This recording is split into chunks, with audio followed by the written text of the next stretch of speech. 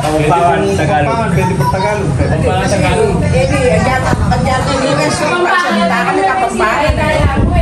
Napangutala namin yung kanina nyo eh. Kapampangan mo lang ko, men. Nadiyasan ka Tagalog eh. Ay, managdela pa na. Sinantita kayang kahit ang mag-araro pa yung... Di ako yung mag-contractor ka dito. Tapi na nga, Ben nyo na dito mag-contractor.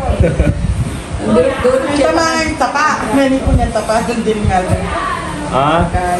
Yung paglutan, tembol na rin ang balbal. Sabi, shout out mo dito, Ben. Napatin ka na. Hindi live, ha? Hindi personal na. Tama pala may live ko lang. Niramdan nila review. Tama na, important siya. Hindi kilig ko? Picture mo lang. Sit down. Picture mo ulit kami.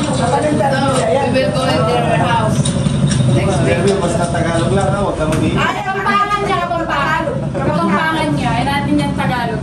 Kapampangan English. Yan.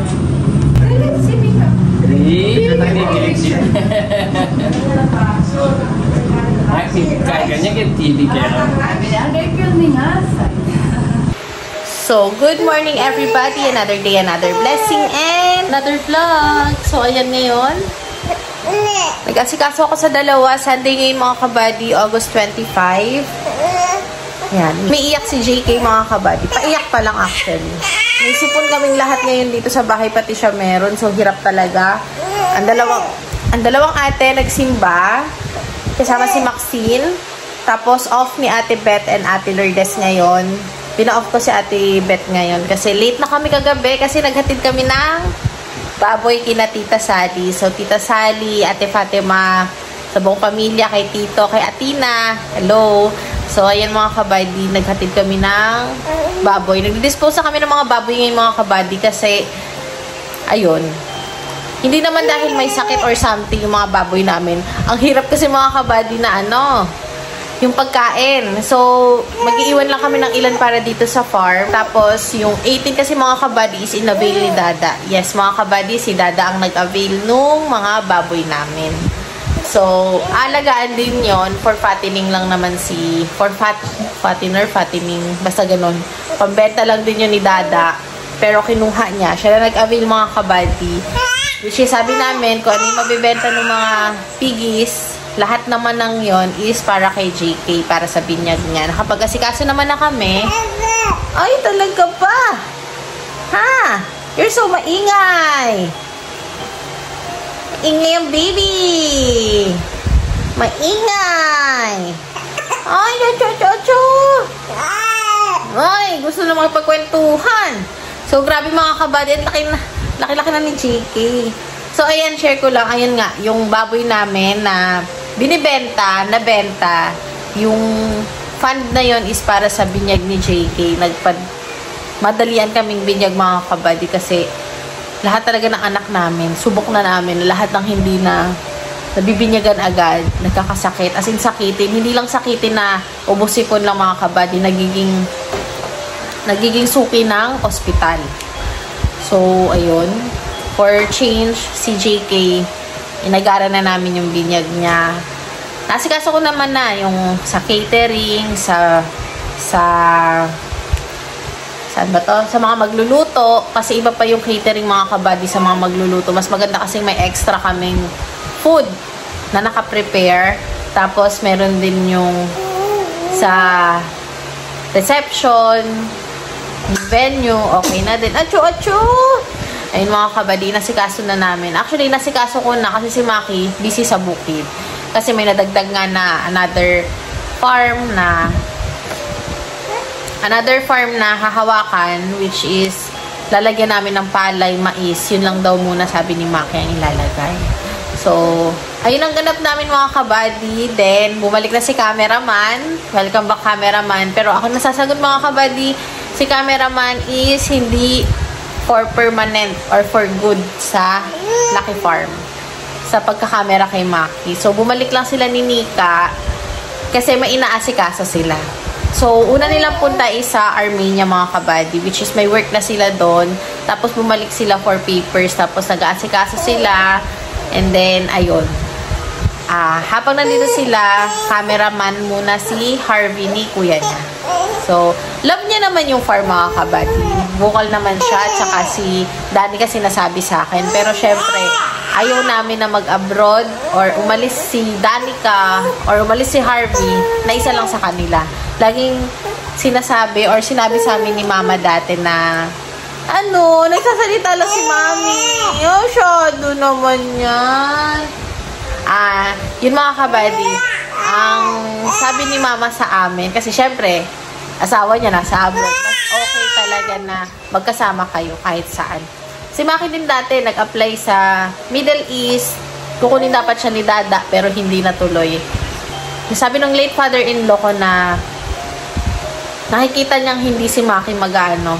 Parang hindi niya nakikita si Maki abroad. So, which is, ayun nga, yung totoo. Kasi naging twist siya, nung hindi siya natuloy sa Saudi, like siya mga kabady, nagbalik dito sa Nueva Ecija, then, ayun na, the rest is history. Ayun na. Nag-click naman dito sa pinasukan niyang pag-YouTube, pagpa-farm. As in, nabago naman yung buhay namin mga kabady, kaya okay kami. Tapos, ayun, yun lang yung update ko. Nag-update lang ako, nag-vlog ako ngayon.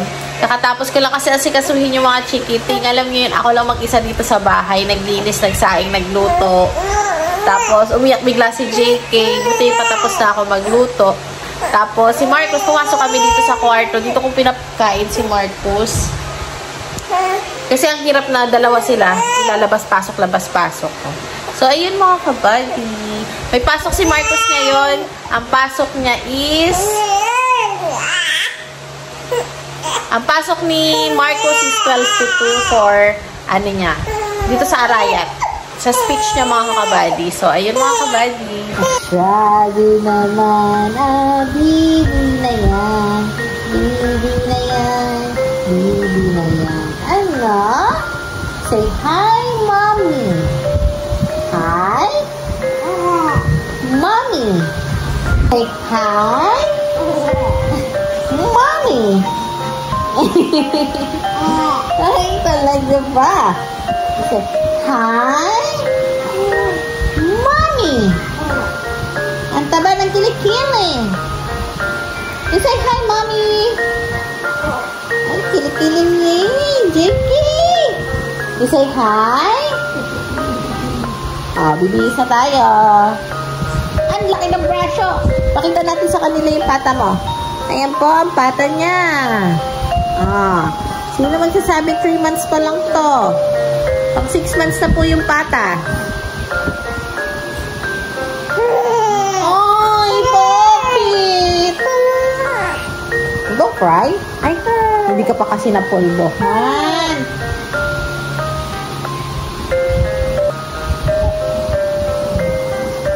Wala na po kasi siyang leg mga kabady. Diretso na po siyang leeg, diretso dibdib. After nito mga kabady, si kuya naman ang asikasuhin ko. Kasi papasok kami. Sasabay kami kay Tita Bat tsaka kay Tito Harvey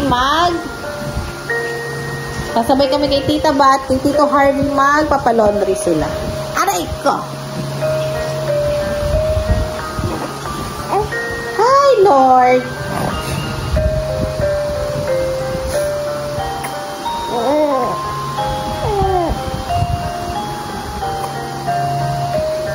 Marami kaming ganap mga kabady ni Maki. Tapos nasikaso na namin yung lupang kinuha. Lupang ginawang collateral nga ni Kuya Puro sa amin kasi may nahiram nga sila sa amin. So, nasikaso namin ni Maki kasi kailangan na rin namin yung fund. Na po! Abango na yung bibig ko! Ayan na. Nasa mga kabady, tumatayo na! Ang JK na yan ay mataba. Ang JK na yan, pogi po ni baby ko.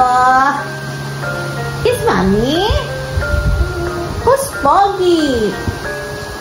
Kuya Marcos and JK. Opo. Kanino ka mana? Daddy. You look like Daddy. Opo. Ano? You look like Daddy. You're like Mini Maki. Mataba version. Kuya is Mini Maki, maputi version. Ano? Baby? You're not a baby anymore. Baby? You're not a baby anymore. Yan yung mga kabady. Ang lakas niyan.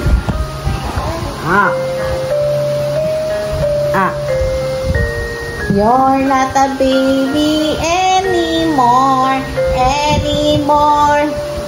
Hi guys! Welcome back to my channel. You say hi.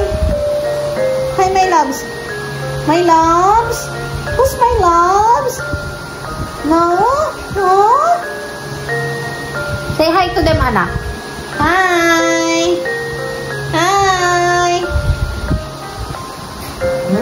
Kapogi naman yan. Nanto ka na naman? Tapos mga kabady, nag-try kami ng Johnson's na pulbo. Mga pulbo na pwede kay JK. Nahiyang niya is yung sa tender care. Kaya, tender care kami. Di ba?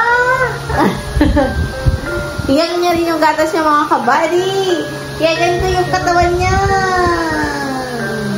Kiss mami. Ay! Kiss mami.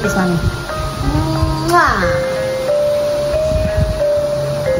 Oh, you say, hindi po ako naligo mga kabady kasi po may sipon ako. Yes! Mama.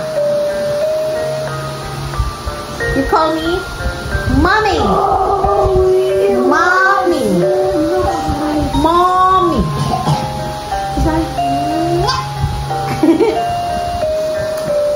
Ayaw niya mga kabady nakahiga. Tingnan niya. Bababa ko siya. Masama loob niya sa akin.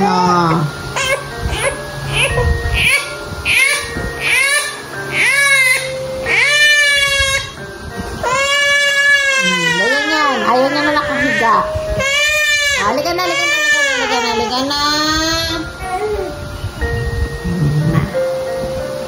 Yeah, gusto na katayo. Gusto na kayo pagkwentuhan.